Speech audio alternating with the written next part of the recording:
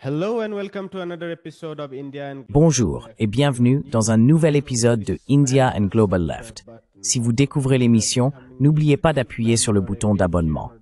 Pensez aussi à devenir membre YouTube, à nous soutenir sur Patreon ou à faire un petit don via le lien dans la description.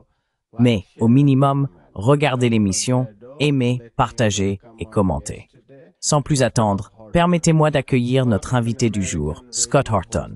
Scott est animateur radio et auteur américain. Il est directeur éditorial du Libertarian Institute et anime le Scott Horton Show, où il a interviewé des experts en politique étrangère, en guerre et en liberté civile.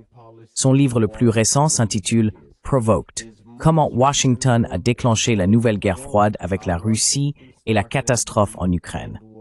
Il a également écrit plusieurs ouvrages sur l'Asie de l'Ouest. Scott, bienvenue dans India and Global Left.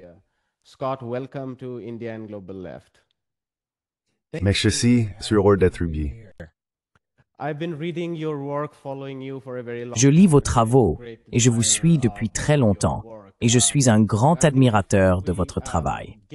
Mais je pense qu'avant d'entrer dans les détails de la politique étrangère américaine, il serait intéressant de commencer par vous interroger sur la base philosophique qui sous-tend votre travail sur la politique étrangère des États-Unis.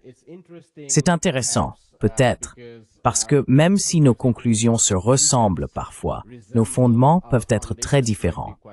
Nous, en tant que personnes de gauche, pouvons poser des questions telles que comment le militarisme sert-il le capitalisme à travers le complexe militaro-industriel, la relance économique ou la recherche de rente? Ou encore, comment le pouvoir est-il réparti dans la sphère ou le système international? Et comment l'intervention américaine ou impériale fait-elle pencher la balance? Ce sont des questions auxquelles nous réfléchissons souvent.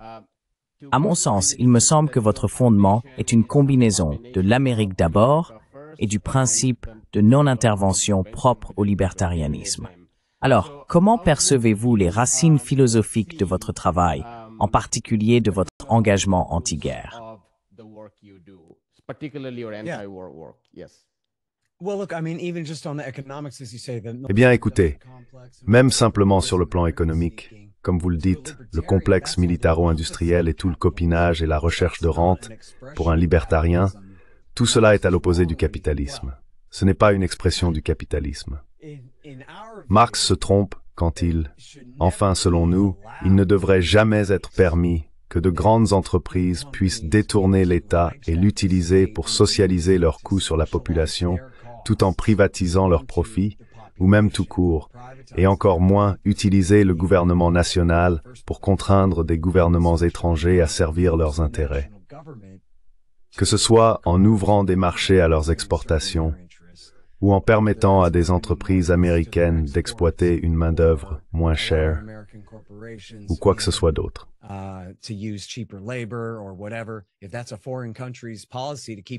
Si c'est la politique d'un pays étranger de nous exclure, alors ça leur appartient. Et si des entreprises américaines peuvent faire des affaires dans d'autres pays, très bien. Si elles ne le peuvent pas, il ne devrait jamais revenir au gouvernement national de faire pression sur d'autres gouvernements pour qu'ils coopèrent avec des entreprises américaines. Ainsi, au fond, le libertarianisme est anti-impérialiste, car nous ne voulons pas d'un empire domestique assez puissant pour nous dominer ici. Si nous avons un gouvernement assez puissant pour vous dicter sa loi à New Delhi, alors il est aussi assez puissant pour nous dominer ici, dans un État autoritaire.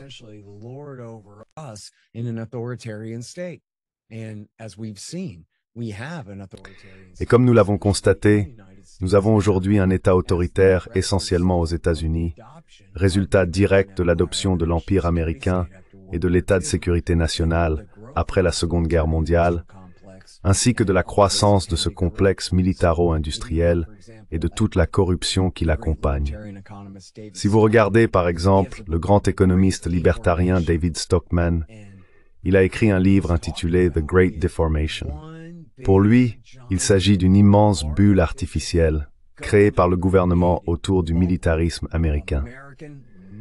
Il existe donc toute une conception de ce que l'économie américaine pourrait être, mais qui est différente de ce qu'elle est réellement à cause du militarisme et de l'impérialisme. Et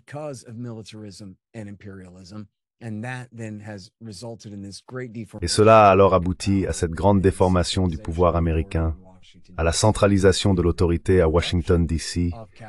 et à la corruption du capitalisme dans le pays. Et franchement, je pense que le socialisme est la plus grande menace pour l'Amérique à long terme, car déjà, le gouvernement est cette fiction par laquelle chacun vit aux dépens des autres. Avec des contrôles socialistes assumés, nous allons simplement tous vivre dans une pauvreté désespérée. Et pourtant, plus notre capitalisme est corrompu, surtout à cause du militarisme et du système monétaire inflationniste nécessaire pour soutenir le militarisme, plus de gens, en particulier les jeunes, se tournent vers le socialisme.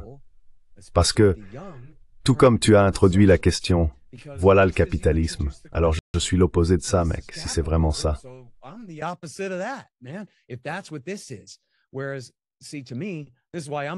Voyez-vous, pour moi, c'est précisément pour cela que je suis libertarien. Parce qu'à mes yeux, les véritables marchés libres sont l'opposé de cela, plutôt que le socialisme. Mais je comprends pourquoi tant de gens choisissent le socialisme, qui signifie essentiellement le gouvernement, le contrôle total de l'économie.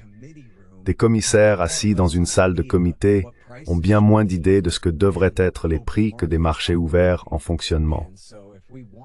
Donc, si nous voulons la liberté, la paix et la prospérité, nous avons besoin du capitalisme de marché libre.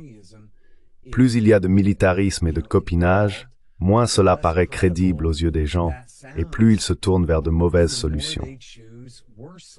Je vais vous donner un autre exemple auquel vous pourrez sans doute mieux vous identifier. Du moins, de plus en plus de personnes se tournent vers le nationalisme économique de droite et le protectionnisme de la même manière. Et ce n'est pas vraiment à cause de l'échec du libre-échange. C'est à cause de l'échec et de tout le gaspillage du militarisme, des dizaines de milliers de milliards de dollars détruits, et de notre système monétaire inflationniste, qui provoque ce terrible cycle de boom et de récession tous les 10 ans environ, qui jette les gens au chômage et conduit à ces horribles récessions. Ainsi, les gens sont tellement insatisfaits de l'état de l'économie et de l'inflation des prix sur les étagères et partout, qu'ils sont alors prêts à aller plus à gauche ou plus à droite contre l'inflation, abandonnant les principes de l'économie de marché libre et se tournant davantage vers l'État pour les sauver des conséquences des problèmes que l'État a causés en premier lieu.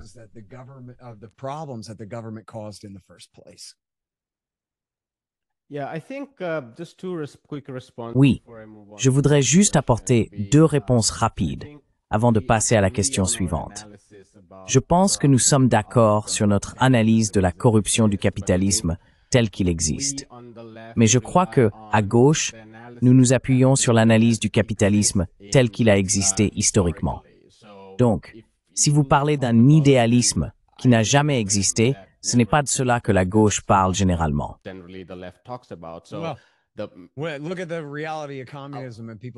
Eh bien, regardez la réalité du communisme et des gens mourant de faim par dizaines de millions. Et la réalité est la suivante. Dans le capitalisme américain aujourd'hui, il existe des millions d'entreprises qui n'ont absolument rien à voir avec le complexe militaro-industriel, qui ne vivent pas de l'argent inflationniste, qui ne vivent pas de la corruption. Il y en a certaines qui le font. Et donc, le succès du système du capitalisme de marché et des prix de marché est indiscutable. Le problème, c'est le Congrès, qui a le pouvoir d'allouer l'argent prélevé de manière coercitive par l'impôt, ou la valeur de notre argent détruite par l'inflation, puis le gouvernement attribue cet argent à ses amis et à ses proches. Vous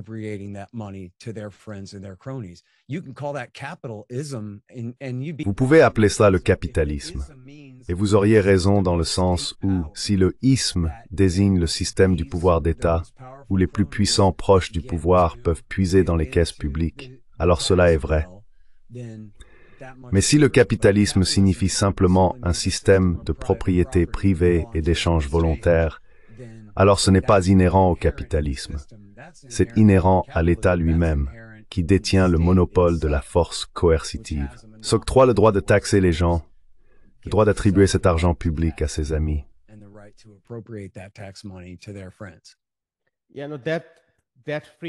Vous savez, cette interaction libre entre acteurs privés, je pense qu'il est trompeur de définir cela en soi comme du capitalisme.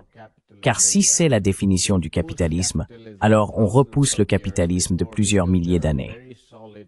Il existe des travaux historiques très solides montrant que les marchés ont existé tout au long de l'histoire humaine, depuis des siècles. Et c'est ce que je pense que les socialistes d'aujourd'hui, eh bien, je serais l'une des premières personnes à reconnaître que même lorsque nous parlons de socialisme de marché, nous ne parlons pas d'un socialisme, disons, de la période maoïste ou de l'Union soviétique, où il n'y avait pas de marché. En fait, certains des meilleurs exemples de socialisme disponibles aujourd'hui seraient la Chine, où il est acquis que les marchés sont une partie très intégrante de tout l'appareil.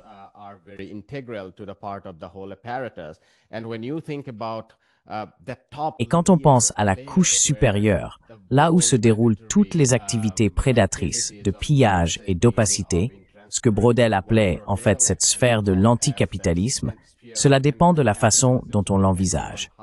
Donc, je pense que vous seriez plutôt dans une sphère brodélienne, où vous considérez cela comme une activité anticapitaliste parce qu'elle est opaque, que ce n'est pas une information transparente et que c'est là que le pouvoir se rassemble et s'assemble. Les gens de gauche diraient que cela a toujours fait partie de ce qui a constitué le capitalisme. Donc je pense que c'est là que nos analyses divergent sur ce point, et je peux voir comment les choses fonctionnent à Pékin.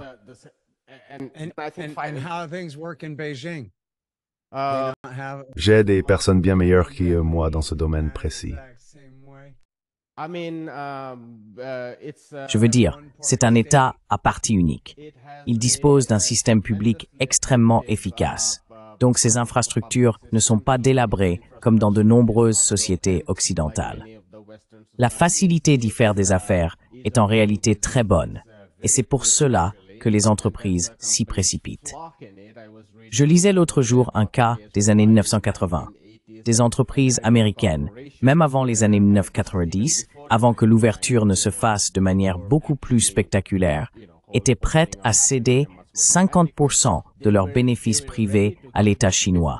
Parce que même après avoir abandonné 50% de leurs bénéfices privés, elles gagnaient beaucoup plus.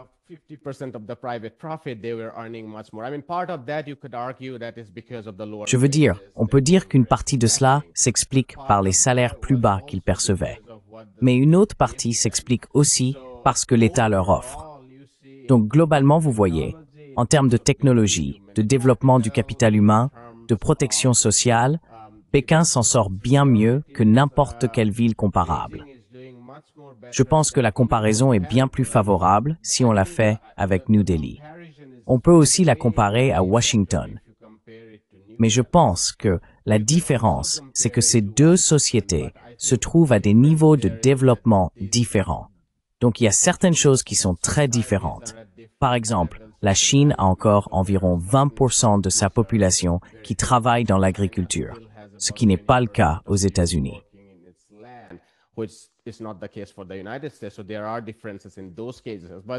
Donc il y a des différences dans ces cas-là. Mais je pense que si vous soutenez que le socialisme d'aujourd'hui concerne les marchés, je ne trouve pas que l'argument du marché soit très juste. Parce que ce dont nous parlons, ce n'est pas le marché des biens, le genre d'interaction libre et volontaire, la spontanéité, etc. Je pense que les socialistes d'aujourd'hui sont d'accord. Je veux dire, je suis né après les années 1990 et j'ai toujours grandi avec la conviction que les marchés existent et qu'ils sont l'un des moyens de distribuer les ressources. Ce n'est pas toujours efficace. Je peux vous montrer plusieurs graphiques sur les prix, sur les actifs financiers qui créent des bulles, mais c'est en effet efficace dans de nombreux cas.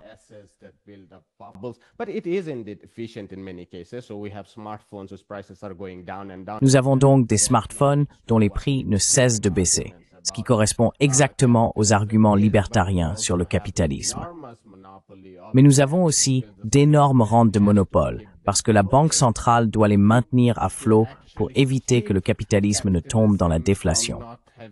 Hyman Minsky a écrit à ce sujet, et on pourrait en parler encore longtemps, mais je vous laisserai le dernier mot sur ce point, parce que c'était l'inflation. C'est formidable. Je parlais de c'est merveilleux. Je parlais de la déflation de la dette, qui est une inflation du crédit. Donc, de plus en plus de crédits accompagnent la déflation des prix. Ça signifie un effondrement. C'est ça, le socialisme. C'est le socialisme pour les riches. C'est le moment de la Grande Dépression. Mais je voudrais revenir à ce que je voulais aborder avec vous.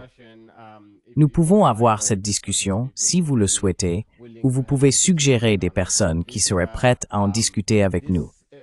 Mais pour cet épisode, j'avais prévu de parler davantage de la politique étrangère des États-Unis. Avant cela, cependant, pourriez-vous nous dire un peu ce que vous pensez du mouvement MAGA et de la façon dont le slogan « Make America Great Again » se rapporte au libertarianisme? Parce que, sous de nombreux aspects, je pense qu'ils ont des points communs, mais ils sont aussi très différents sur des sujets comme les tarifs douaniers, la fermeture stricte des frontières, et peut-être même l'immigration. Je ne sais pas, mais le vrai libertarianisme serait favorable à l'immigration. Comment percevez-vous le mouvement MAGA et quel est votre rapport à celui-ci en tant que libertarien?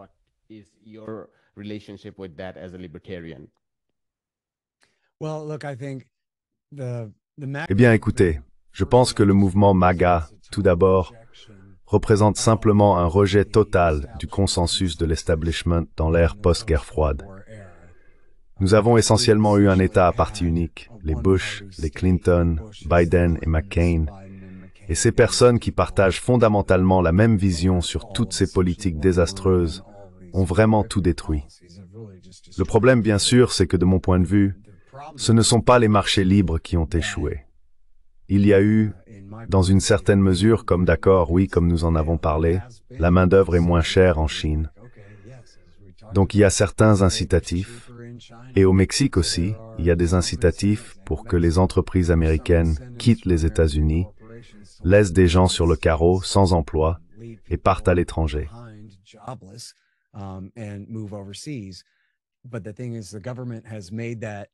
Mais le fait est que le gouvernement a essentiellement subventionné cela, promet une assurance, dispose d'agences gouvernementales qui aident les entreprises à délocaliser et à faire tout cela, et bien sûr, impose des réglementations massives qui, à la marge, rendent tout simplement plus logique d'aller ailleurs, même très loin, de l'autre côté de l'océan, avec tous les coûts d'expédition et de sécurité que cela implique, simplement parce que les marges ici sont beaucoup trop serrées à cause de notre gouvernement. Et puis comme nous en parlons, et c'est quelque chose que les gens de droite comprennent de plus en plus, mais sur lequel ils ont été un peu trompés par le passé, il y avait le coup des guerres. Vous savez, quand W. Bush a lancé la guerre en 2003, cette année-là, et en 2004, toute personne qui payait l'impôt sur le revenu a reçu un chèque bonus de 300 ou 400 $.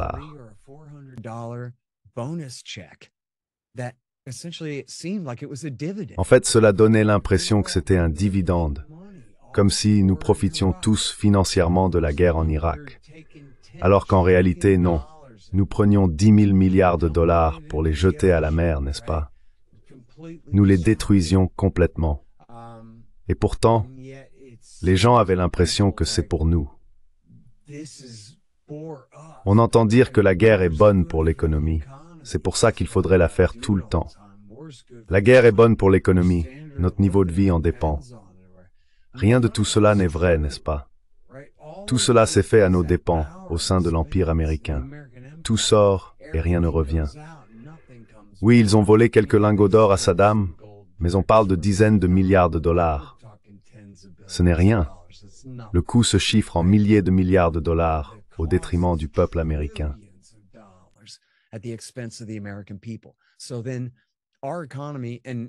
Alors notre économie, et voici la partie où, en parlant de Hyman Minsky, je suis ami avec son fils, on se connaît depuis longtemps, ce qu'il oublie, c'est d'où vient tout cet argent à l'origine. Et c'est la Réserve fédérale qui l'imprime et qui donne aux banques l'autorisation de l'imprimer. C'est de là que proviennent toutes ces réserves excédentaires sur lesquelles les gens spéculent ensuite et qui alimentent les bulles. Donc il a raison. C'est juste qu'il a oublié la première partie de la chaîne, à savoir les commissaires du monopole gouvernemental qui contrôlent la monnaie. Et ils ne peuvent taxer qu'à un certain point, sinon nous nous révolterons. Et ils ne peuvent emprunter qu'à un certain point, sinon les banques centrales cesseront d'emprunter, n'est-ce pas, et d'investir dans leurs titres.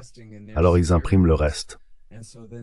Et maintenant, pour les Américains ordinaires qui ne comprennent pas pourquoi les prix augmentent, ils finissent par blâmer le commerçant d'avoir augmenté les prix.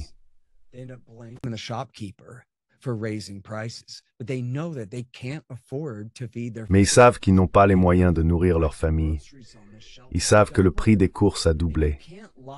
Et on ne peut pas mentir à quelqu'un à ce sujet. Je me dis, comment ça? Une facture de course à 600 $. Ça devrait être 300 $ pour nourrir, peu importe la taille de la famille dont on parle. Les prix du logement, tu dis que la déflation est mauvaise. Explique-moi en quoi ça a du sens. Et je ne sais pas comment c'est dans ton pays, mais ici, le prix d'une maison ne fait qu'augmenter encore et encore sans fin. Alors qu'évidemment, à mesure que nous sommes tous plus productifs, le prix d'une maison devrait devenir de moins en moins cher, puisque notre niveau de vie ne fait que s'améliorer et augmenter grâce à toute cette productivité. Mais au lieu de ça, que se passe-t-il?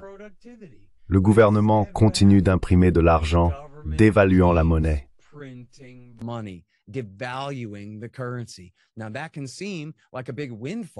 Cela peut sembler être une grosse aubaine. Si vous possédez déjà une maison et que sa valeur augmente de 100 000 $, vous pouvez la refinancer à un taux plus bas et retirer beaucoup d'argent comme si c'était un distributeur automatique et vous offrir de nouveaux plans de travail et tout le reste.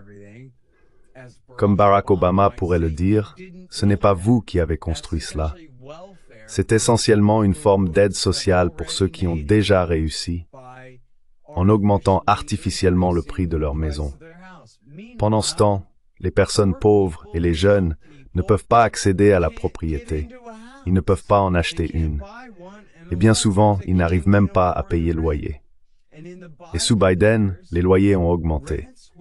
À Austin, au Texas, d'où je viens, les loyers sont passés de 1000 à 1500, puis à 2000 et 2500 $. Si vous avez simplement un emploi salarié classique, vous êtes fichu.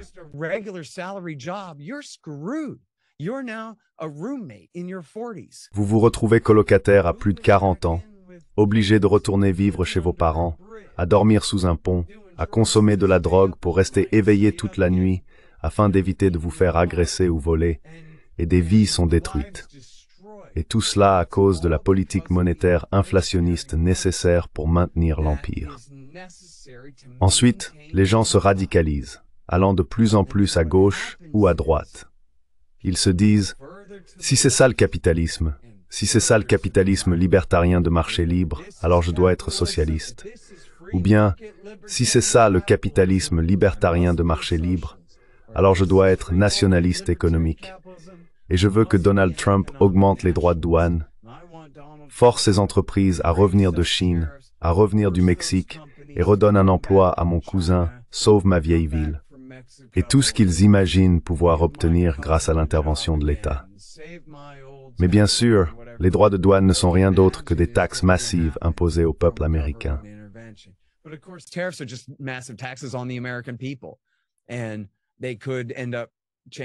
Et cela pourrait finir par modifier certains schémas commerciaux.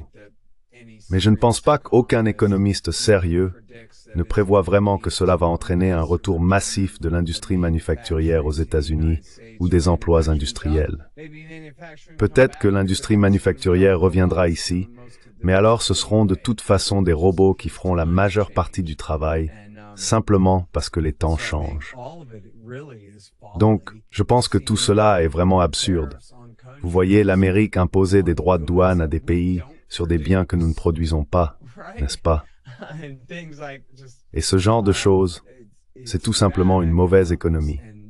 Et je ne fais confiance à aucun planificateur central, ni en Union soviétique, ni en Chine, ni à Washington DC, pour décider quels devraient être les prix et quels devraient être les flux commerciaux. Cela devrait être purement entre les citoyens des États-Unis, des acteurs privés aux États-Unis et des acteurs privés dans n'importe quel pays avec lequel ils commercent, afin qu'ils puissent conclure leurs propres contrats.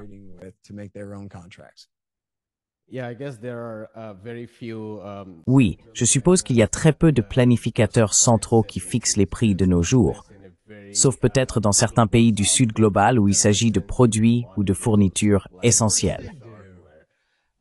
Mais qu'est-ce que tu penses qu'est un tarif douanier? Tu crois que ce n'est pas fixer un prix. Un tarif, c'est essentiellement une taxe. C'est une taxe sur les importations et les exportations à tes frontières nationales. Et l'une des raisons pour lesquelles le gouvernement le fait, c'est qu'il a besoin de plus de revenus. Mais pour commenter rapidement là-dessus, ce n'est pas fixer un prix.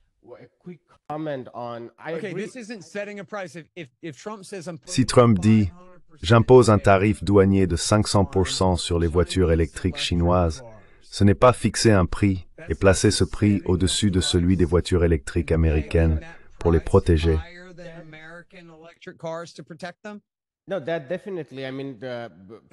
Non, c'est clairement de la planification centrale. C'est exactement ce que c'est.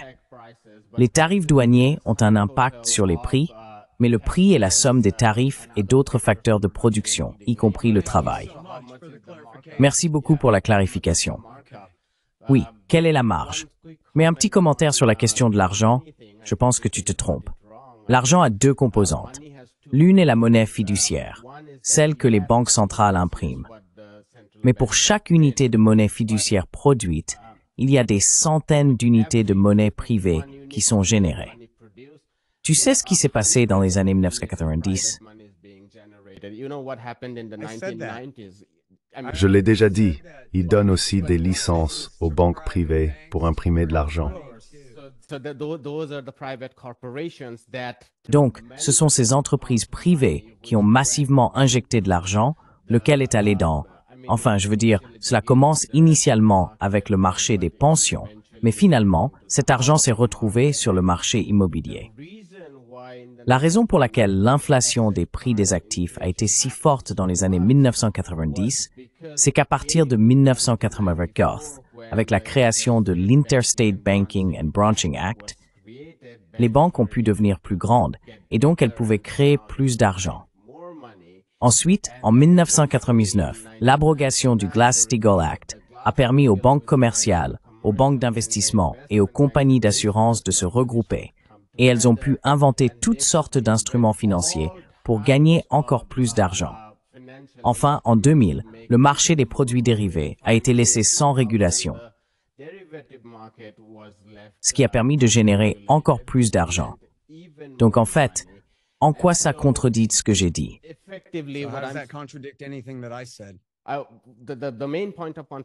Le principal point de contradiction, c'est que pour que le capitalisme fonctionne, il faut de l'argent.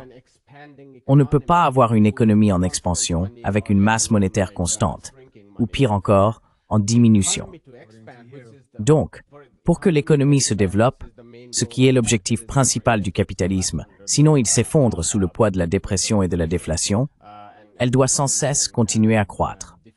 Ainsi, chaque fois qu'une banque ou une entreprise privée me donne une reconnaissance de dette, disons qu'une banque me donne une carte de crédit avec une limite de $10 000, je peux simplement aller dépenser $10 000. $10 000 viennent donc d'être créés. C'est de l'argent privé et tout le monde sait que cela existe depuis des décennies. Oui, c'est ce que j'ai dit, et je ne suis pas en désaccord avec beaucoup de choses que tu dis. Il faut que ce soit ainsi. Moi, je dis que non. Voilà, je pense que c'est la principale ligne de désaccord. Très bien.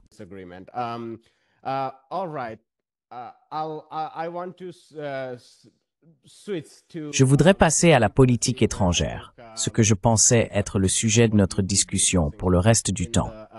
J'aimerais commencer par vous demander, étant donné que vous avez écrit à la fois sur l'Eurasie et l'Asie occidentale, et que ces deux régions ont attiré notre attention au cours des 3 dernières années environ, j'aimerais savoir, à ce moment unipolaire, lorsqu'il a commencé, disons en 1991, avec la défaite de Saddam Hussein en Irak et la chute de l'Union soviétique en décembre 1991, les stratèges américains considéraient-ils ces deux régions comme faisant partie d'une grande stratégie visant à dominer l'ensemble du globe, ou bien répondaient-ils à ces deux endroits comme à deux éléments distincts? C'est un point sur lequel j'aimerais entendre votre avis.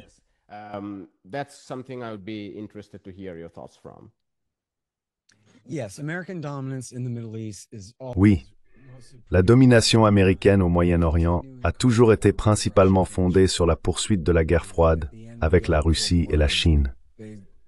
Et à la fin de l'ancienne guerre froide, ils ont continué sur cette lancée. En gros, il s'agit de vouloir maintenir leur domination, notamment en Arabie Saoudite, afin que, si besoin, ils puissent augmenter la production et faire chuter le prix du pétrole pour ruiner les concurrents, en particulier les Russes. Ronald Reagan a utilisé cette stratégie avec beaucoup d'efficacité contre l'Union soviétique dans les années 1980. C'est rarement dit, mais c'est un aspect majeur de la victoire dans la guerre froide. Il ne s'agissait pas seulement de les enliser en Afghanistan, mais aussi de faire baisser le prix du pétrole en accord avec les Saoudiens.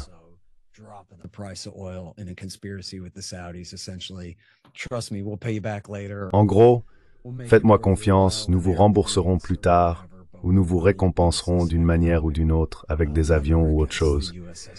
Mais nous voulons utiliser ce levier économique contre l'URSS, ce qui a été très efficace. Aujourd'hui, les Chinois n'ont pratiquement pas de pétrole. Ils dépendent entièrement des importations. Ainsi, le contrôle du Moyen-Orient et des détroits d'Ormuz signifie un contrôle stratégique de l'accès de la Chine aux ressources énergétiques. Et d'ailleurs, le Japon et la Corée, vous êtes nos amis maintenant. Eh bien, il vaut mieux que vous le restiez, car nous pouvons vous couper l'accès en un clin d'œil. Nous contrôlons non seulement les routes maritimes, mais en réalité, les États-nations eux-mêmes. Si ce n'est pas l'Iran, c'est assurément toute la rive ouest du golfe Persique qui est sous influence américaine. Donc il ne s'agit pas d'Exxon, n'est-ce pas?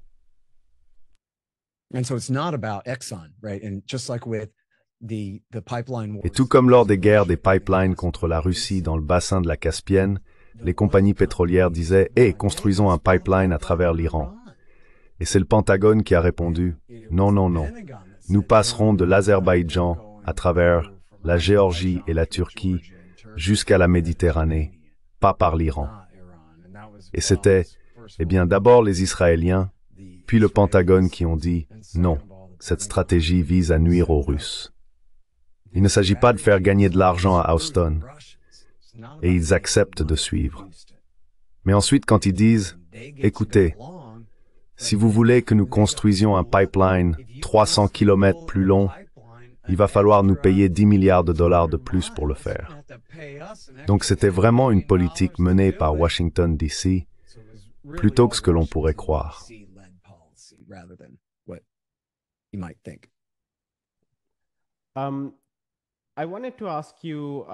Je voulais vous demander ce que vous pensez de ces soi-disant pourparlers de cessez-le-feu qui se déroulent à Washington et à Tel Aviv.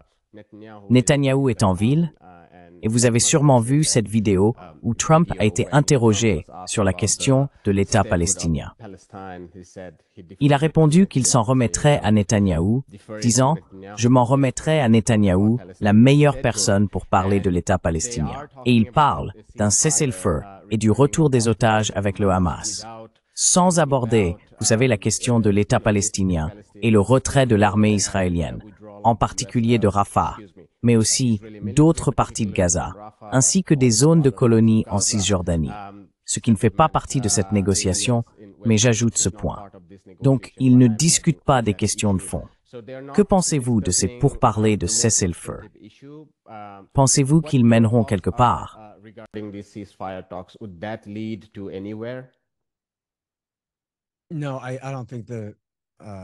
Non, je ne pense pas que la partie palestinienne va céder aux exigences telles que les Israéliens les formulent.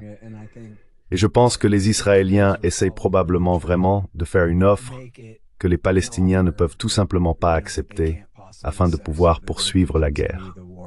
Le ministre de la Défense parle de « Oui, ce que nous allons faire, c'est construire un camp dans le sud pour regrouper tous les Palestiniens dans cette zone. » C'est évidemment une provocation délibérée, rien que de le dire ainsi, que c'est ce qu'ils veulent faire.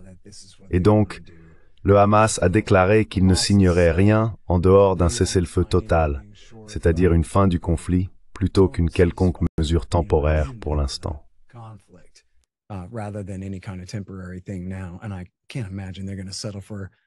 Et je n'imagine pas qu'ils vont se contenter de dire « Oui, nous allons livrer tous nos gens à un camp de concentration géré par Israël, dans ce qui était autrefois la ville de Rafah, qu'ils ont désormais rayé de la carte. » Je ne pense pas qu'ils vont céder à cela.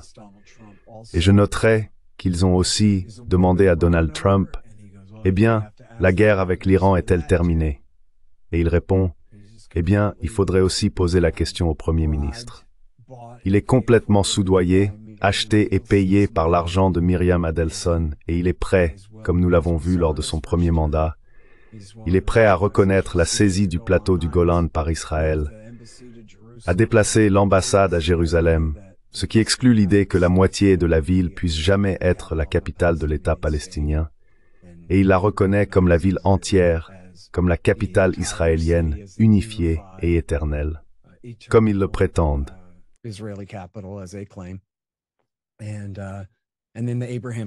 Et puis les accords d'Abraham, où il imprime autant d'argent qu'il en a besoin pour soudoyer Bahreïn, le Qatar, le Soudan et jusqu'à présent le Maroc, afin qu'ils concluent leurs accords de normalisation avec les Israéliens, au détriment des Palestiniens, à qui ils avaient toujours promis qu'ils ne normaliseraient pas leurs relations tant que les Palestiniens n'auraient pas obtenu un accord. Et ils en parlent. C'est vraiment incroyable la façon dont ils en parlent sans détour. J'ai vu hier un extrait d'un membre de la Knesset qui disait « Il n'y a pas d'innocents. Ils sont tous coupables. Ce sont tous des terroristes. Nous devrions les punir. »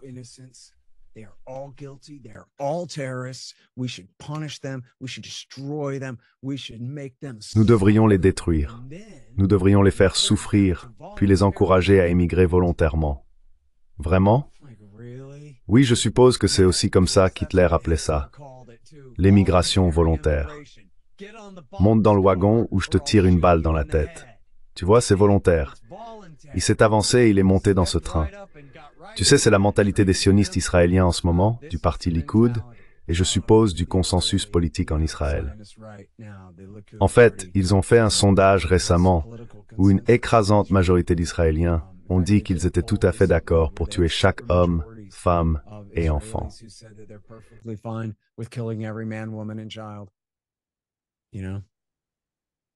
Vous savez, c'est ce que Netanyahou a également répété lors de ce point presse. Si on peut appeler ça un point presse, c'était plutôt un dîner mêlé à un événement médiatique. Mais il a dit que les Palestiniens devraient avoir le droit de vivre dans d'autres parties de la région. En fait, c'est essentiellement son projet de nettoyage ethnique concernant l'Iran.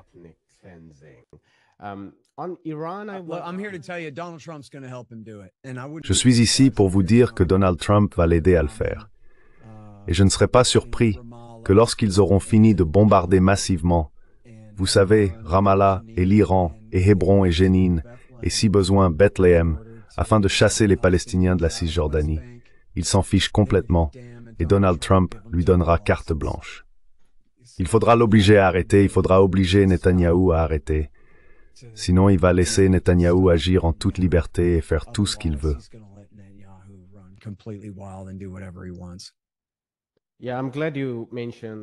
Oui, je suis content que tu aies mentionné la Cisjordanie, car il existe désormais des rapports très clairs sur la façon dont les atrocités en Cisjordanie, qui durent depuis longtemps, se sont dramatiquement intensifiées depuis le 7 octobre.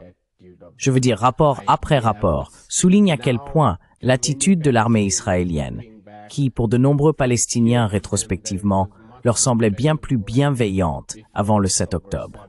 Il y avait au moins une façade de mécanismes par lequel ils pouvaient faire appel à l'armée israélienne lorsque des colons venaient voler leurs terres et leur bétail et les expulser. Mais aujourd'hui, il n'y a plus aucun mécanisme. L'armée israélienne vient simplement les expulser. Et ce sont des rapports publiés par le Financial Times et toute la presse grand public. Je voulais poser une question sur l'Iran par rapport à Washington.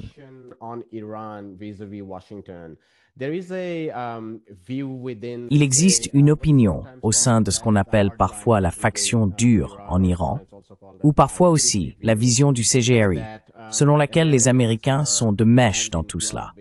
Ils ont besoin du pétrole et ils n'ont pas besoin de gaz naturel.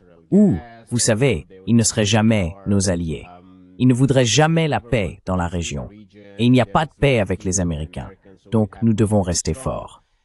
Et puis il y a la vision plus, disons, modérée, qui pense que si nous pouvons négocier avec les Américains, et si Netanyahou peut être d'une certaine manière limité, les Américains peuvent être amenés à la table des négociations. Et le résultat final serait en fin de compte la levée des sanctions, ce qui était l'esprit du JCPOA. Qui a raison? Je veux dire en tant qu'Américain, si vous regardez la situation, et en tant que chercheur qui a étudié Washington,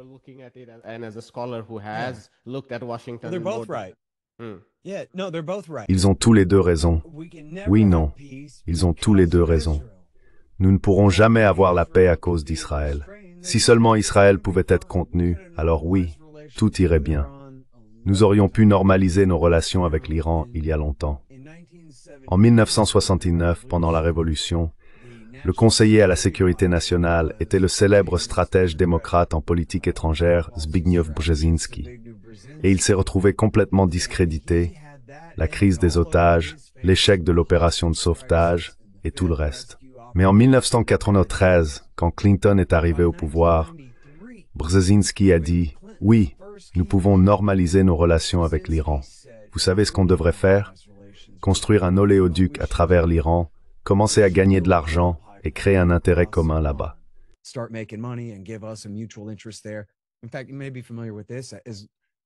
En fait, vous en avez peut-être déjà entendu parler. En 1997 et 1998, Dick Cheney a dénoncé à plusieurs reprises les sanctions de Bill Clinton contre l'Iran, commettant même le péché capital d'aller à l'étranger et, depuis l'Australie, de prononcer un discours dénonçant ces sanctions et déclarant « Écoutez, le bon Dieu n'a pas jugé bon de mettre tout le pétrole sous des nations démocratiques. Mais que voulez-vous faire? Donc, nous pouvons faire des affaires avec l'ayatollah.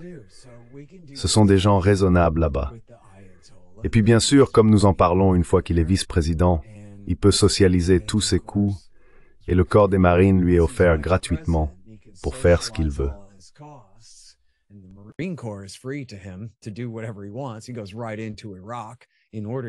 Il est allé directement en Irak pour essayer d'établir une domination sur l'Iran depuis le pays voisin, ce qui n'a pas fonctionné.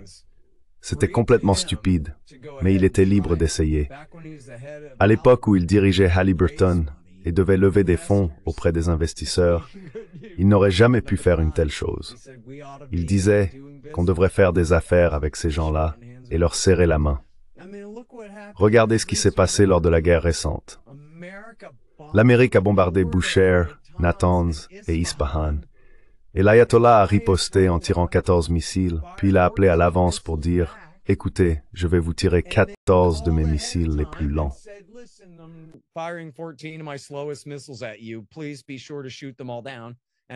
Assurez-vous de tous les abattre.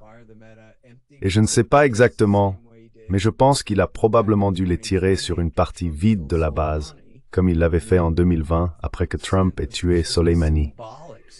Il a essentiellement lancé une frappe symbolique en réponse pour montrer que, regardez, je ne suis pas un pacifiste. Je ne peux pas simplement ne rien faire. Mais que va-t-il faire? Selon les Israéliens, il meurt d'envie de déclencher une guerre nucléaire pour forcer le retour du 12e imam. Et il est prêt à laisser Israël anéantir jusqu'au dernier homme, femme et enfant de Perse, s'il peut seulement avoir l'occasion de provoquer la fin du monde.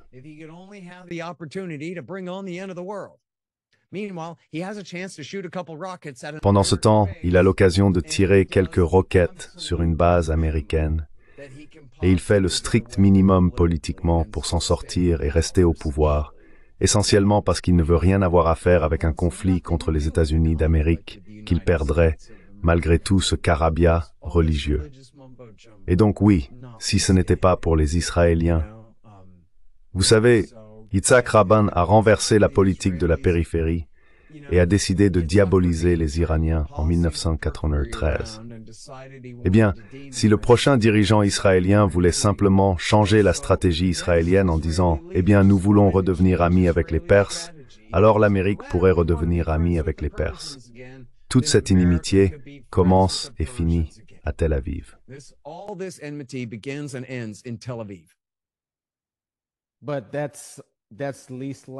Mais c'est le moins probable, étant donné qu'ils ont très peu d'ennemis capables de leur tenir tête dans la région en ce moment. Je veux dire, la Syrie n'existe plus. L'Égypte n'existe plus.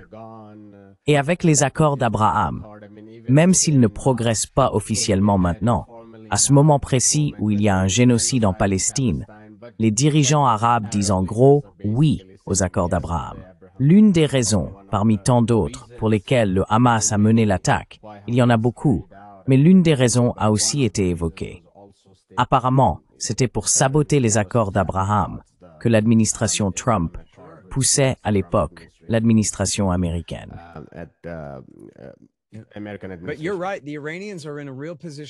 Mais tu as raison. Les Iraniens sont vraiment en position de faiblesse. Le Hezbollah a été gravement affaibli. Ils ont perdu leur chef et tous leurs meilleurs combattants, soit à cause des frappes de missiles, soit lors de l'attaque de Pagé. Ils ont perdu leur allié Bachar al-Assad en Syrie. Maintenant, un membre d'Al-Qaïda a pris le contrôle du pays là-bas, avec l'aide des Turcs, des Américains et des Israéliens en décembre dernier. Sans parler d'il y a 10 ou 15 ans, et de tout le soutien qu'Obama et les alliés ont apporté à Al-Qaïda en Syrie de 2011 à 2017. Et puis, tu sais, les outils ne sont de toute façon qu'utiles jusqu'à un certain point pour les Iraniens. Ils n'ont jamais été des alliés très proches. Je veux dire, évidemment, ils entretiennent une amitié, mais il y avait un excellent article il y a des années intitulé « Les Houthis ne sont pas le Hezbollah », qui expliquait que, oui, le Hezbollah est en quelque sorte le 51e État de l'Iran, là-bas au Liban, mais les Houthis ne le sont pas.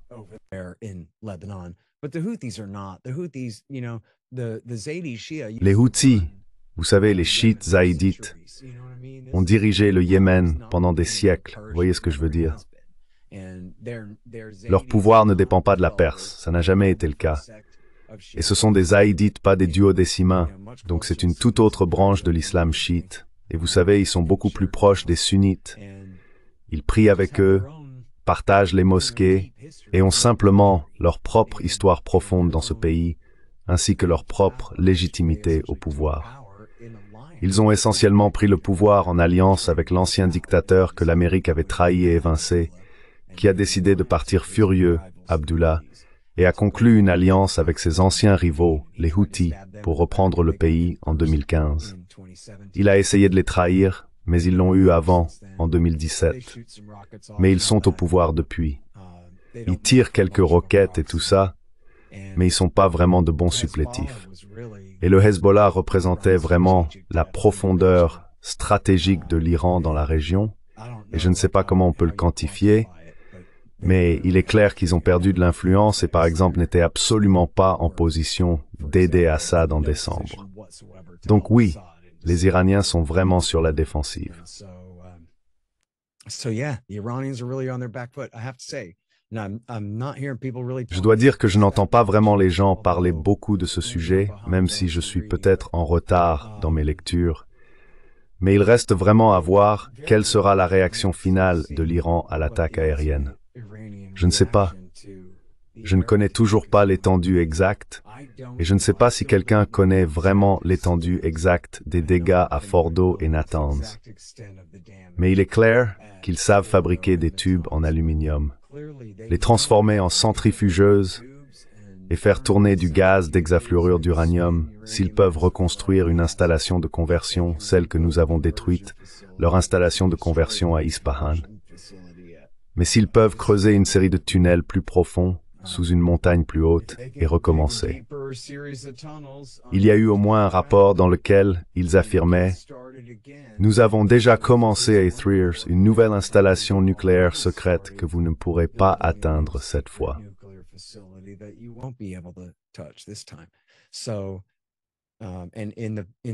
Et lors de l'interview du président iranien avec Tucker Carlson, il a déclaré « Nous n'arrêtons absolument pas l'enrichissement.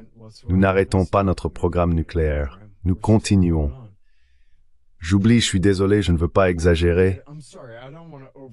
Je pense que l'implication, je ne suis pas sûr que Tucker Carlson le lui ait demandé explicitement, mais l'implication était, oui, ils vont poursuivre leur programme nucléaire. Non, ils ne vont toujours pas fabriquer de bombes atomiques, mais ils vont continuer leur programme nucléaire et vous ne pouvez pas les en empêcher. Ce qui est vraiment intéressant parce que, vous savez, j'ai toujours soutenu que ce qu'ils ont, c'est un programme civil, mais c'est une capacité nucléaire latente de dissuasion.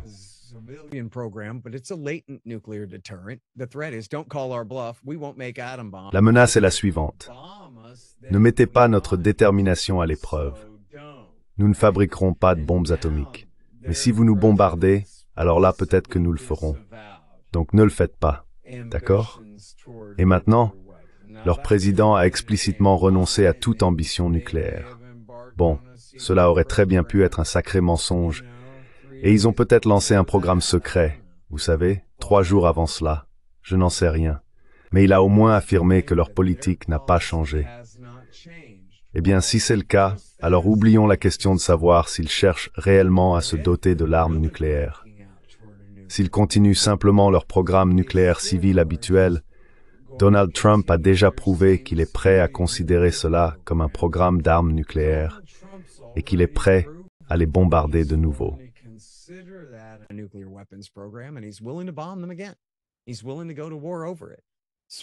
Il est prêt à aller jusqu'à la guerre pour cela, surtout si Israël la déclenche et nous y entraîne. Mais finalement, il a bien envoyé l'US Air Force larguer ses bombes anti-bunker. Ainsi, il se pourrait très bien que nous soyons engagés sur la voie d'un conflit prolongé et durable avec l'Iran, où cette soi-disant guerre de 12 jours ne serait que la première étape d'un problème qui reste encore non résolu. Ce que je dois préciser, encore une fois, c'est que c'est du point de vue de Tel Aviv et de Washington, et non de celui de toute personne raisonnable, je pense, alors qu'il était évident qu'ils ne fabriquaient pas d'armes nucléaires. Et la seule raison pour laquelle ils enrichissaient jusqu'à 60%, c'était pour avoir un atout de négociation, un moyen de faire pression sur l'Amérique pour qu'elle revienne dans l'accord que nous avions déjà, et qui, sans être parfait, était tout à fait suffisant pour servir de base à de nouvelles négociations et à un réchauffement des relations entre les États-Unis et l'Iran. Et Trump avait raison de dire qu'il y avait, bon sang, beaucoup de clauses d'expiration dans cet accord qui disparaissent dans 5 ou 10 ans, ce qui est un clin d'œil à l'échelle du temps. Vous savez, nous y sommes, certaines de ces clauses auraient déjà expiré aujourd'hui. Mais le fait est que, quand Trump est arrivé en 2017, il aurait pu dire à l'ayatollah, « Écoutez, je n'aime pas le gars d'avant et je n'aime pas cet accord. Mais nous avons un accord. Je viens d'arriver, alors voyons si on peut l'améliorer. » Et il aurait pu négocier de bonne foi. Il aurait pu lever certaines sanctions et dire « D'accord, je te mets à l'épreuve, ayatollah. Je vais lever certaines de ces sanctions comme promis. »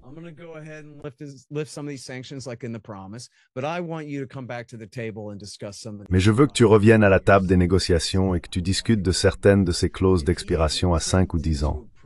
Je ne les aime pas. Peu importe. S'il avait essayé d'aborder la question de cette façon, eh bien, pourquoi pas? Au moins, on vivrait dans un monde où l'on pourrait voir à quoi cela ressemble. Et je pense qu'il est très probable qu'il aurait pu amener l'ayatollah à modifier l'accord, essentiellement à changer l'accord pour supprimer certaines de ses clauses d'expiration et d'autres éléments. Parce que franchement, Trump est un négociateur bien plus dur que Barack Obama et John Kerry ne l'ont jamais été. Mais l'ayatollah a montré qu'il était prêt à coopérer sur ce point. Il ne veut vraiment pas de conflit aussi fou et radical qu'on le dise.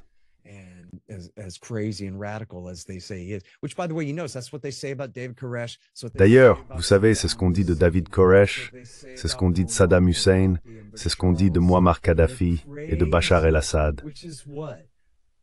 Ils sont fous, ce qui veut dire quoi? Et c'est pareil pour le Hamas. Ils s'accordent eux-mêmes une excuse pour ne pas avoir à négocier avec ce type, parce qu'on ne pourrait de toute façon jamais croire ce qu'il dit. Ce qui est tout simplement un mensonge, non? Même quand on parle des Kim en Corée du Nord ou autres, ils veulent vivre, et ça ne veut pas dire qu'on peut leur faire confiance. Mais l'essentiel, c'est qu'on peut négocier avec eux, y compris sur des régimes d'inspection, des mesures de vérification et d'autres choses pour s'assurer que tout est respecté. N'est-ce pas? J'aime citer ce que Ronald Reagan disait à propos du désarmement soviétique. Faites confiance, mais vérifiez. Qu'est-ce que ça veut dire? Ça veut dire méfiez-vous.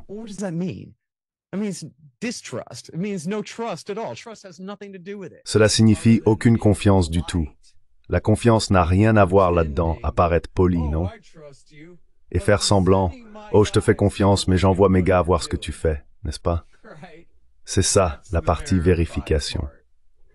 Donc on pourrait tout à fait simplement avoir, et j'en suis absolument convaincu, Donald Trump pourrait monter dans un avion et aller à Téhéran demain.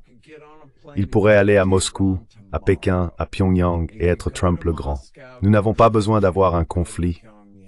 Nous n'avons pas besoin de passer des guerres contre le terrorisme au Moyen-Orient à un conflit entre grandes puissances. Nous pourrions tout simplement ne pas avoir de conflit de puissance du tout. Et Donald Trump l'a lui-même dit en arrivant au pouvoir. Il a dit « Je ne veux pas me tourner vers la Russie et la Chine. »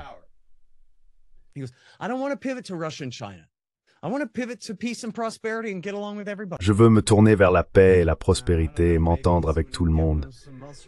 Maintenant, je ne sais pas. Peut-être que quelqu'un lui avait donné des relaxants musculaires ou que quelqu'un lui a rappelé, tu sais, à qui il doit vraiment rendre des comptes là-haut. Mais c'est ce qu'il a dit quand il réfléchissait à voix haute.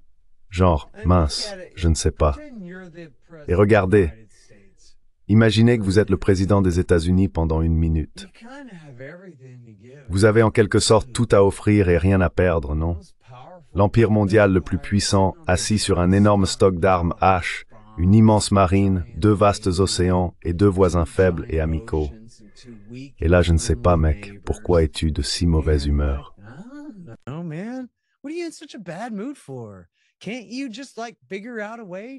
Tu ne pourrais pas simplement, genre, trouver un moyen de t'en sortir. Nous sommes amis avec toutes les puissances en Europe. Il n'y a pas de puissance en Amérique latine ou en Afrique. Oublie ça. Il y a l'Inde, mais l'Inde est plutôt une puissance de rang moyen. Et avons-nous vraiment beaucoup de choses sur lesquelles nous concurrencer avec l'Inde? Y a-t-il vraiment une raison pour que nous entrions en conflit avec l'Inde? En ce moment, principalement, notre empire veut utiliser pour faire contrepoids à la Chine. Mais je pense qu'on pourrait simplement ne rien faire de tout ça. Et je pense que la Chine et l'Inde, vous avez votre propre histoire et pouvez régler vos propres problèmes, et vous feriez probablement mieux sans l'ingérence américaine au milieu.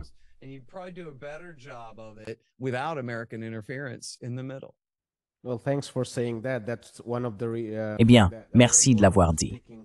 C'était l'un des points de friction lors de mon entretien avec le professeur Mearsheimer, où nous avons eu un grand débat. Je veux dire, sa position était que les États-Unis sont nécessaires non seulement en Asie de l'Est, mais aussi en Asie du Sud, afin de gérer et d'apaiser ces petits conflits qui existent. Et notre position était que ce sont des conflits frontaliers qui subsistent lorsque les empires s'effondrent. Et cela prend du temps parce qu'il s'agit de nouveaux États-nations. Mais la présence des États-Unis transforme ces problèmes frontaliers en problèmes stratégiques plus vastes qui deviennent explosifs et entraînent des courses aux armements et ainsi de suite.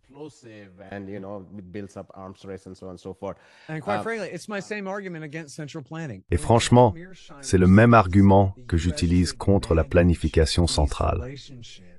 Quand John Mearsheimer dit que les États-Unis devraient gérer ces relations, il parle d'une salle de comité remplie d'idiots qui ne savent rien et qui ne pourrait absolument pas prendre la bonne décision sur la façon de gérer ces choses.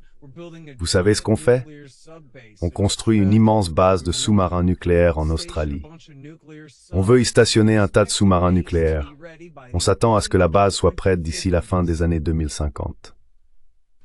Voilà notre stratégie, voilà notre plan. La guerre froide est terminée, on menace d'une guerre chaude, d'un conflit potentiel avec la Chine à partir de maintenant et jusqu'à la fin du siècle. Personne n'a de meilleure stratégie que celle-là pour avancer, à part la guerre froide. C'est complètement fou. Et comme pour tout le reste, toute chose étant égale par ailleurs, non?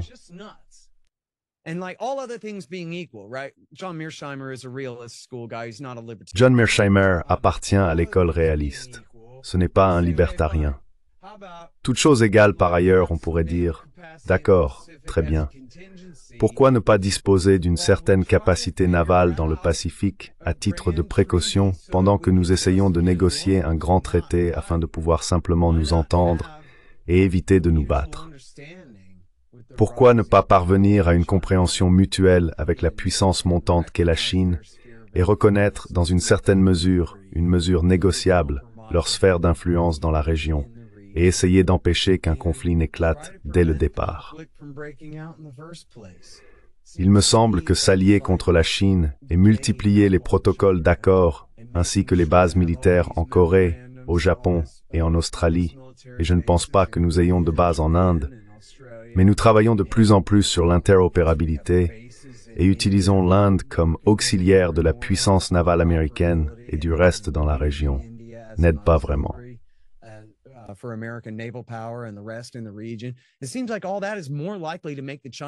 Il semble que tout cela soit plus susceptible d'inciter les Chinois à se précipiter pour construire une marine encore plus grande et à, vous savez, simplement, ce qui encore une fois, les hommes sont responsables de leur propre comportement.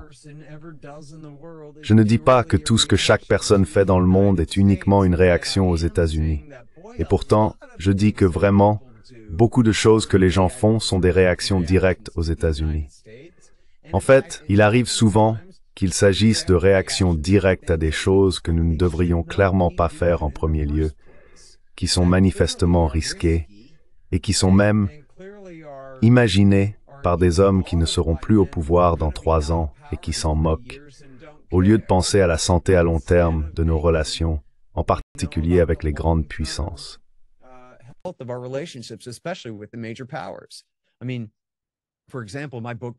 Je veux dire, par exemple, dans mon livre Provoked, je vous montre 30 ans de responsables disant « Il vaudrait mieux ne pas faire ça, sinon on va entrer en conflit avec les Russes. » Et puis ils le font quand même, et ils le refont encore et encore. Ils disent « Nous ne voulons pas déplacer les lignes de démarcation en Europe, nous voulons les effacer. » Mais si on déplace la ligne de démarcation plus à l'est, cela va forcément mener à un conflit avec les Russes dans les 20 prochaines années. Et puis, comme prévu, le conflit éclate 20 ans après que ce type l'a dit. Vous voyez ce que je veux dire? C'est la chose la plus évidente au monde. Ils savent tous ce qu'ils font. C'est à la fois la prophétie autoréalisatrice et la catastrophe au ralenti. Et cela se répète sans cesse.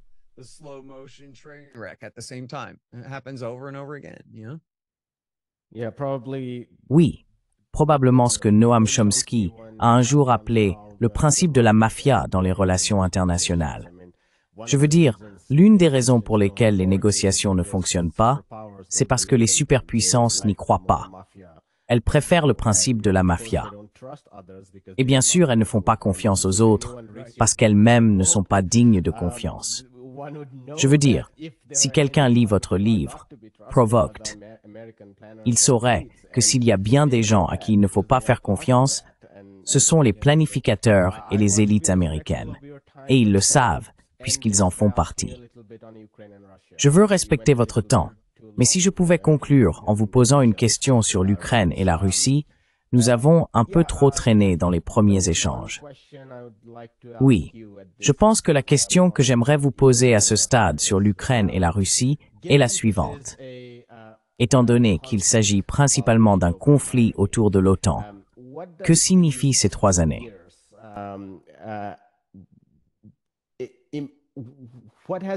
Qu'est-ce que cela a clarifié concernant le sort de l'OTAN, qui a commencé, disons, dans cette région en 1991 avec la chute de l'Union soviétique? L'offensive russe. Et maintenant, bien sûr, la Russie pousse chaque jour un peu plus vers l'ouest. Je veux dire, oui, ils subissent des pertes, mais ils avancent constamment vers l'ouest. Cette offensive a-t-elle convaincu les planificateurs et dirigeants de l'OTAN que c'est la limite de l'OTAN en Eurasie et qu'il faut l'accepter? Ou bien leur a-t-elle en réalité donné une justification pour leur présence, ce qui a toujours été débattu depuis 1991, comme votre livre l'a montré? Quelle est la raison d'être de l'OTAN maintenant que l'Union soviétique a disparu? Donc cette nouvelle offensive leur a-t-elle réellement donné une justification? Et sont-ils probablement en train de saliver parce qu'ils peuvent désormais justifier leur propre position? Ou bien cela a-t-il provoqué une remise en question, à savoir que peut-être c'est la limite et qu'il faudrait se replier? Quelle est votre intuition?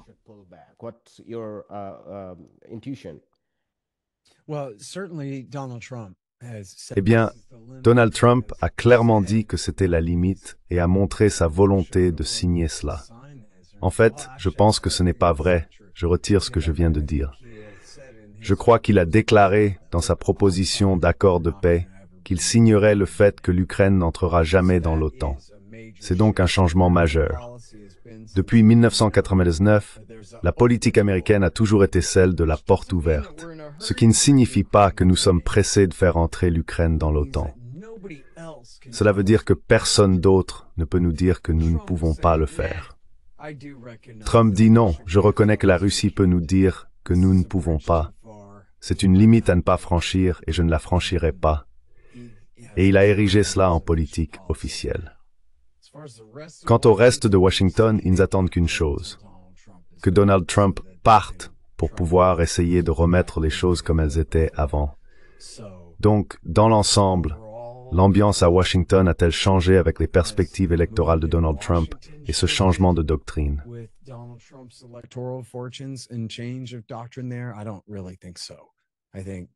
Je n'en suis pas vraiment convaincu. Je pense que si vous interrogiez les membres du Council on Foreign Relations ou autres, ils seraient probablement à peu près au même point qu'il y a un an. La question, c'est de savoir à quel stade la guerre en sera à la fin de la présidence de Trump. Il est presque certain que, enfin, cette phase-là sera presque certainement terminée d'ici là. Mais savoir si l'armée ukrainienne existera encore à ce moment-là, c'est une vraie question.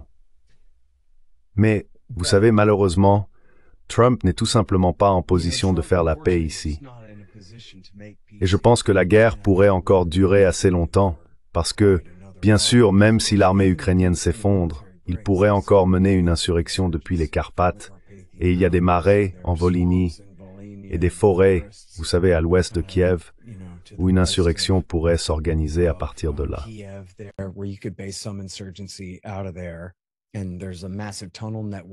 Et il y a également un vaste réseau de tunnels sous Odessa.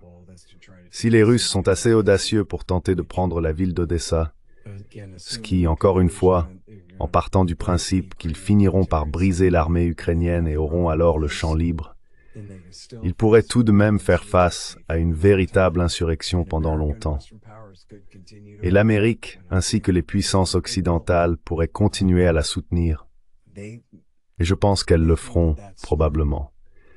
Elles estiment que c'est intelligent, qu'affaiblir stratégiquement les Russes en maintenant la guerre est une bonne chose, et cela représente une dépense énorme pour la Russie. Vous savez, ils devront finir par payer l'addition. Même si je suis sûr qu'ils auront décidé que cela en valait la peine pour avoir gagné les territoires qu'ils ont conquis et avoir laissé l'Ukraine dans un état résiduel et considérablement affaibli. Mais maintenant, la façon dont vous avez formulé la question portait sur l'OTAN, pas seulement sur les États-Unis, n'est-ce pas? Donc je pense que la Grande-Bretagne, la France, l'Allemagne, la Pologne et tous les autres, ils sont tous confortés dans leur conviction que c'est précisément pour cela que nous avons tant besoin de l'OTAN. Et même, vous savez, probablement si les États-Unis quittaient l'OTAN, ce que je pense peu probable, mais si les États-Unis quittaient l'OTAN, je pense que les autres pays voudraient y rester, ou le remplacer par une structure de sécurité similaire, même à leur propre détriment.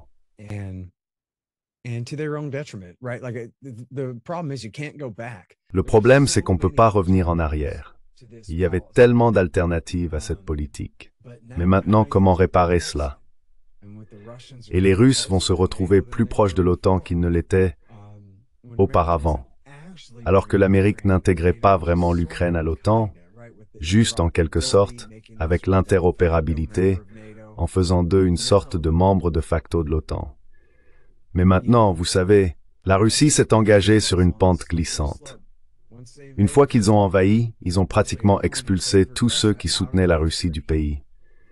Et maintenant, au nom de la protection de tous les russophones ou peu importe, on dirait qu'ils vont finir par prendre toute la moitié du pays. Et cela les laisse avec un pays occidental, l'Ukraine occidentale, du Donbass qui est complètement dominé par des nationalistes d'extrême droite qui les détestent absolument et sont déterminés à rejoindre l'Europe, à rejoindre l'OTAN et à devenir une tête de pont anti-russe, juste là.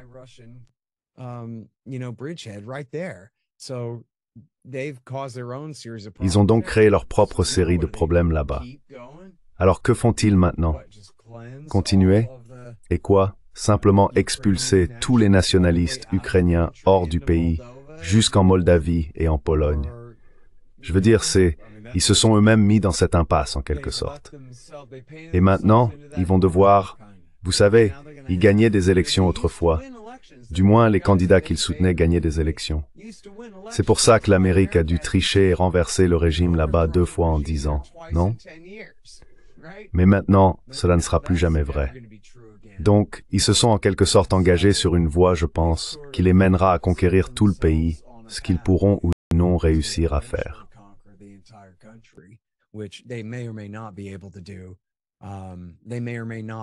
Ils en ont peut-être envie maintenant, ou pas.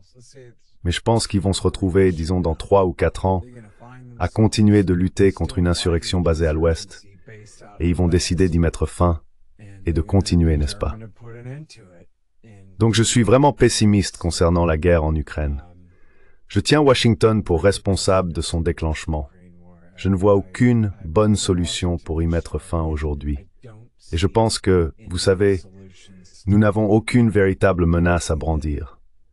Nous envoyons plus d'armes et imposons plus de sanctions. Nous avons déjà essayé cela. Et Trump peut promettre de normaliser les relations avec la Russie.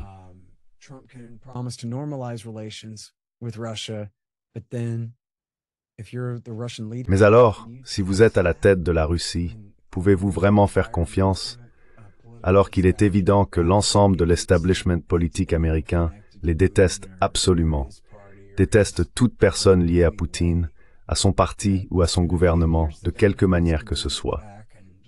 Dans quelques années, les démocrates pourraient revenir au pouvoir et simplement annuler tout ce qui a été fait. Donc Trump devrait signer 10 nouveaux traités formidables sur le démantèlement nucléaire complet et la coopération sur on ne sait quoi, XYZ, pour essayer de réparer cette relation à un tel point que les démocrates ne pourraient plus tout défaire, ce qui me semble malheureusement très improbable.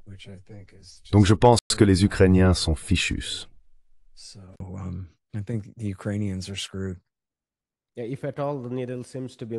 Si l'on regarde bien, la tendance semble aller dans la direction opposée maintenant. Je veux dire, Trump a dit qu'il y a une semaine, il y avait une pause dans la livraison de certains de ses systèmes Patriot et d'autres missiles Hellfire, mais cela a été annulé. Et maintenant, il dit qu'on va les envoyer, et il les qualifie de systèmes de défense. Mais il ne s'agit pas vraiment de systèmes de défense. Cela inclut des F-16 et ainsi de suite.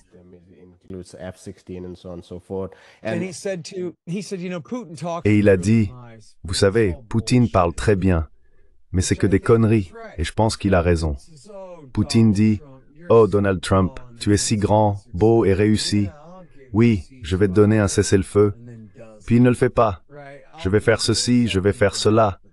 Mais en réalité, il veut que Trump l'apprécie. Il parle gentiment au téléphone, mais est-il vraiment prêt à revenir sur sa position maintenant?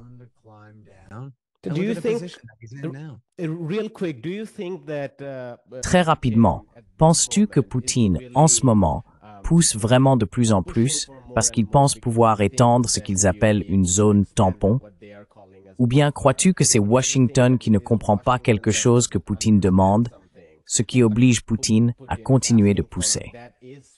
Quel est ton avis là-dessus?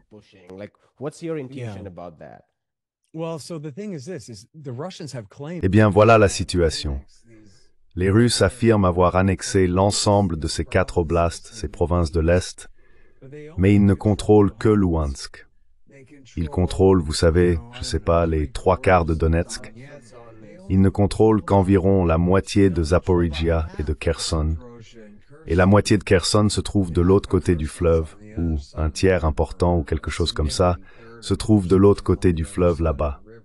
Et ils ont officiellement annexé tous ces territoires, mais ils mènent une guerre d'usure, où ils prennent tout leur temps à user lentement l'armée ukrainienne, jusqu'à ce qu'ils puissent finalement prendre toutes les terres qu'ils veulent. Eh bien, dans leur traité proposé, ils ont dit que l'Ukraine devait se retirer entièrement de Donetsk, de Zaporizhia et de Kherson, et les leur laisser toutes.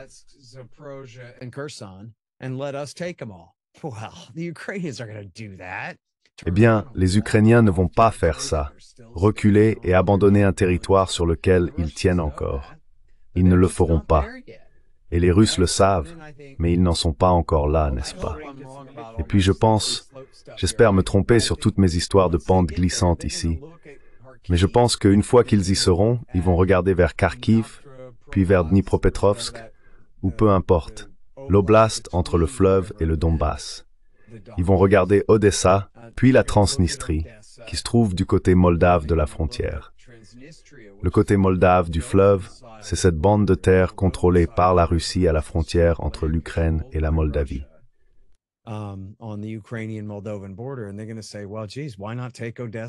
Et ils vont dire, eh bien, pourquoi ne pas prendre Odessa et ensuite aller jusqu'à la Transnistrie? Et je pense que vous savez, surtout une fois qu'ils auront détruit l'armée ukrainienne et qu'ils auront le champ libre, je serai, je suppose, agréablement surpris, dans un sens étrange du terme, s'ils s'arrêtent simplement aux 4 provinces qu'ils ont déjà décidé d'annexer officiellement et ne vont pas plus loin en prenant Kharkiv, Soumy, Dnipropetrovsk, Odessa et toute la côte sud à ce moment-là.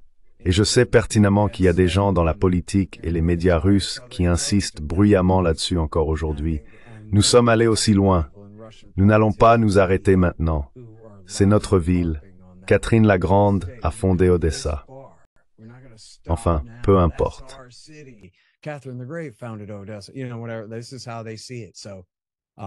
Voilà comment ils voient les choses. Et c'est vraiment dommage parce que je pense qu'ils ne peuvent probablement pas se permettre de le faire. Je pense qu'ils ont les hommes, ils ont l'argent et ils ont le temps. Et l'Amérique n'a vraiment aucune carte à jouer pour les faire arrêter.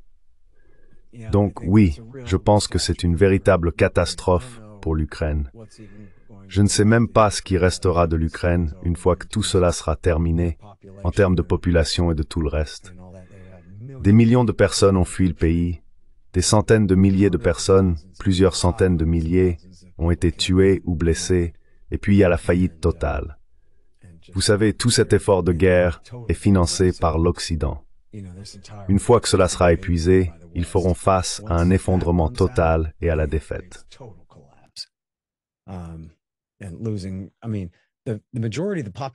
Je veux dire, la majorité de la population du pays et la majorité de tout leur PIB provenaient de l'extrême est du pays.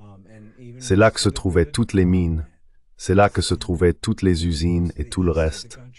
Et même la plupart des bonnes terres agricoles se trouvent à l'est du pays. Donc l'ouest est beaucoup plus faiblement peuplé et beaucoup moins productif économiquement. Ils n'ont pas les minerais et toutes les ressources qu'ils ont à l'est. Ce qu'il reste de l'Ukraine va donc traverser une véritable crise pendant très longtemps. Et ce qui reste de l'OTAN cherche à s'occuper. Ils seront bien occupés, rien qu'en essayant de contenir la crise ukrainienne dans la foulée de tout cela.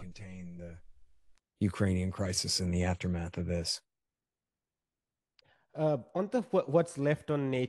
propos de ce qu'il reste de l'OTAN, Le président français Macron a déclaré que nous nous battrons jusqu'à la dernière minute. Ce n'est pas la première fois qu'ils le disent, je le rappelle simplement. Mais je pense que le contexte de ma question est le suivant. Et il l'a dit parce que c'est notre sécurité et nos valeurs.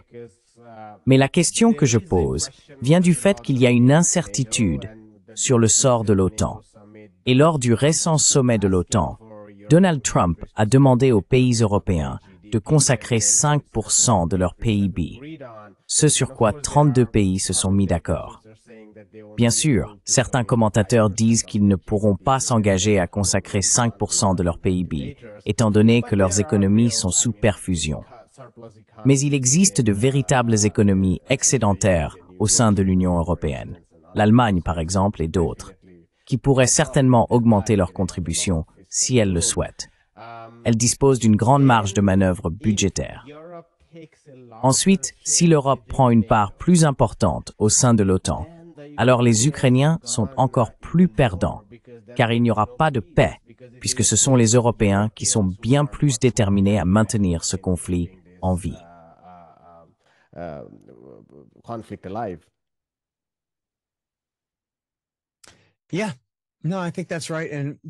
Oui, non, je pense que c'est juste.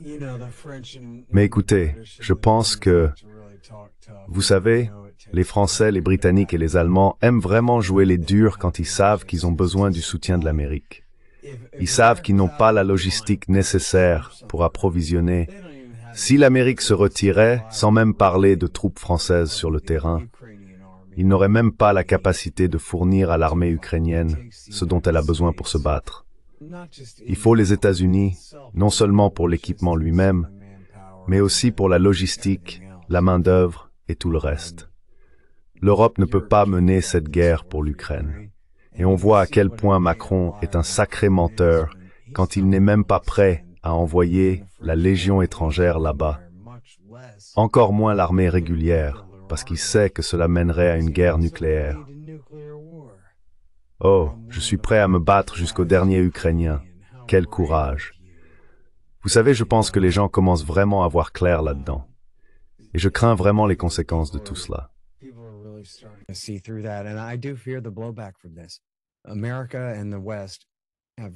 L'Amérique et l'Occident ont vraiment trahi les Ukrainiens.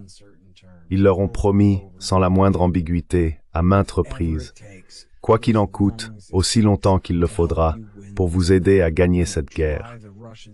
Nous allons pousser les Russes à la faillite. Nous allons forcer leur armée à partir. Nous allons reprendre chaque centimètre carré de l'Ukraine jusqu'aux frontières de 1991, y compris la Crimée. Et ils l'ont répété encore et encore. Et les Ukrainiens ont poursuivi leur guerre sur la base de ces promesses, alors que le camp occidental, Washington et les autres capitales savaient depuis le début que l'Ukraine allait perdre. C'était évident comme le jour. Ils le savaient aussi bien que nous à antiwar.com. Finalement, Kamala Harris elle-même a dit « La Russie est un plus grand pays. Oui, c'est vrai. Et c'est juste à côté. Et ils ne vont nulle part. L'Ukraine, si. Et c'est ce qu'on l'appelait autrefois l'Ukraine. »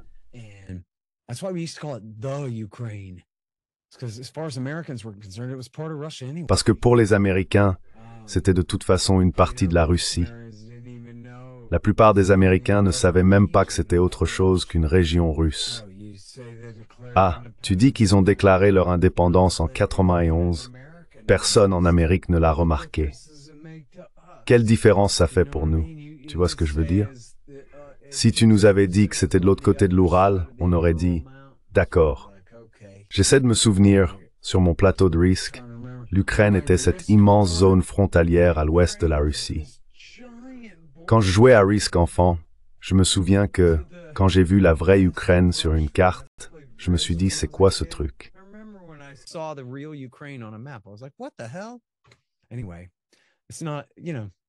De toute façon, ça n'a pas vraiment d'importance pour les Américains. Même les plus fervents va-t-en-guerre l'admettent de temps en temps. En fait, on ne se soucie pas vraiment de savoir qui contrôle la côte nord de la mer Noire. Quelle différence ça fait-il pour les États-Unis d'Amérique? Aucune. Tant qu'ils ne ferment pas le Bosphore, vous voyez. Donc, au final, les Ukrainiens, vont se retrouver abandonnés par les Américains, qui ne se sont jamais vraiment souciés d'eux à la base. Et alors, comment vont-ils réagir à cela? J'en sais rien. Espérons qu'ils ne garderont pas de rancune comme les Sud-Vietnamiens.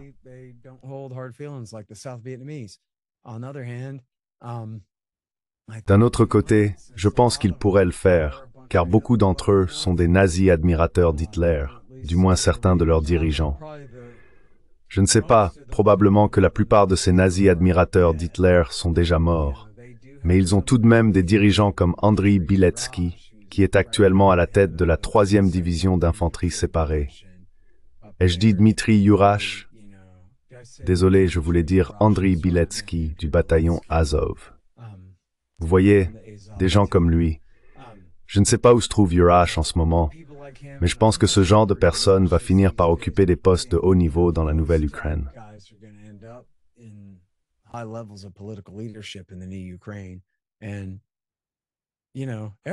Et vous savez, tout le monde aime une bonne histoire de coups de poignard dans le dos, mais les nazis en particulier adorent ce genre d'histoire.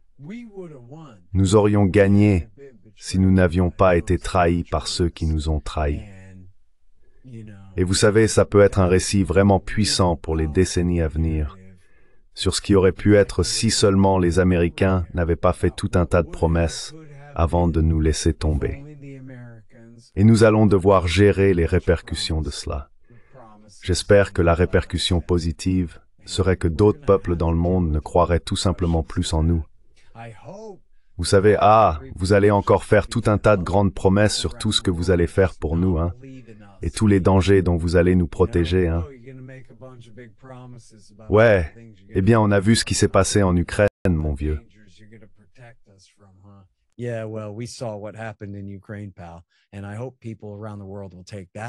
j'espère que les gens du monde entier retiendront cette leçon. Non, en réalité, nous ne venons pas vous sauver. Nous vous entraînerons dans un conflit, mais nous ne vous en sortirons pas.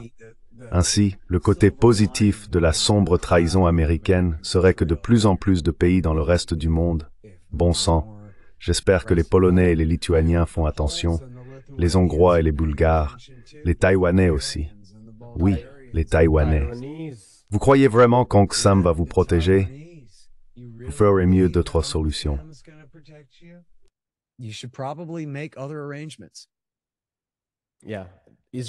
Oui, Israël pourrait faire exception, cependant. Nous allons en rester là, Scott. Malheureusement, oui. Oui. Merci beaucoup pour votre temps et cette conversation ouverte. Merci beaucoup, j'apprécie. Moi aussi.